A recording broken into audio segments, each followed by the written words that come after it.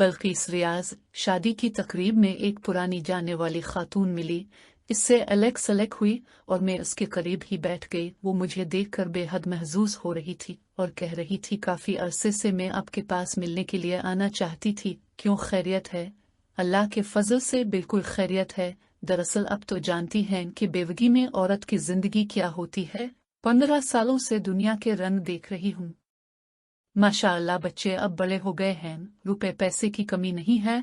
बच्चे बहुत छोटे थे और मैं भी जवान थी।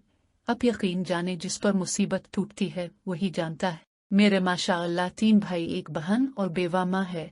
माँ की दिलजुई मुझे हौसला देती है, मगर इतने नजदीकी रिश्तेदार हैं वो जरा भर परवाह नहीं करते कि ये बेवा हो गई है, बेआसरा है, इसकी मदद ही कर दें। खावंद घर की छत होता है और अगर घर से छत गिर जाए तो जान ले एक औरत का क्या हाल होता है। हमारा मुआशरा सिर्फ चढ़ते सूरज की पूजा करता है। मैंने बच्चों की खातिर दूसरी शादी नहीं की, एक लिहाज से अच्छा ही किया है, वरना आज मेरे बच्चे माशाअल्लाह पर लिखकर अच्छे ओहदों पर फाइज न होते। एक बेटा है और एक बेटी। अब उनकी शादियों का वक्त आ गया है। जब मैं बहुत परेशान थी और चाहती थी कि मेरे बहन भाई मेरी मदद करें, मगर मदद तो एक तरफ वो कभी कभी गैरों की तरह मिलते थे। आज बच्चे जब बड़े हो गए हैं, मेरा बेटा सब काम बखूबी संभाल रहा है, तो वो गाहे बग्गाहे हाल चाल पूछ लेते हैं। आपके पास घर हो और इश भी हूँ तो मैं कहूँगी वो आसाइशें आपके दुखों को कम नहीं कर सकती। दुख इंसान को खुद ही झेलने पड़ते हैं। मैंने इसकी गुफ्तगू सुनी तो जवाब दिया, खुदा का शुक्र करें सारी आसाइशें मौजूद थी।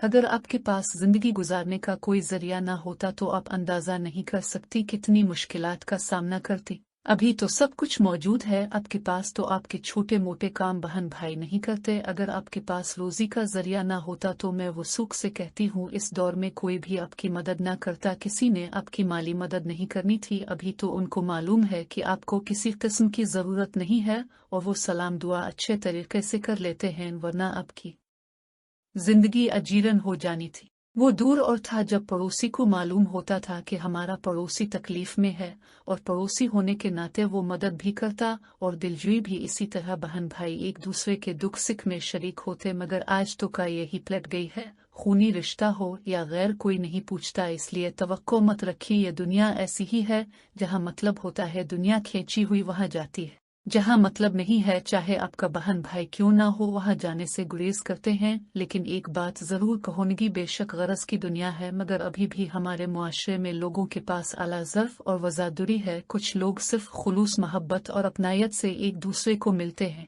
मेरी बातें सुनकर उसकी आंखों में आंसू आ गए थे। मैं नहीं चाहती थी वो खुशी के मौके पर रोइस की दिलजोई की और उसने अपनी बातों का मौजू बदल दिया। मुझे रह रह कर ऐसे लोगों पर गुस्सा आ रहा था। बेशक अफरा तफरी का दौर है, मगर एक इंसान मुश्किल में है, इसकी रातें तकलीफ में गुजरती हैं, तो इसकी हाजत रवाई करनी चाहिए। ये जिंदगी चंद रोज है, कोशिश करनी चाहिए जितना हो सके लोगों के दुखों का मुदावा बने, उनकी तकलीफें दूर करें।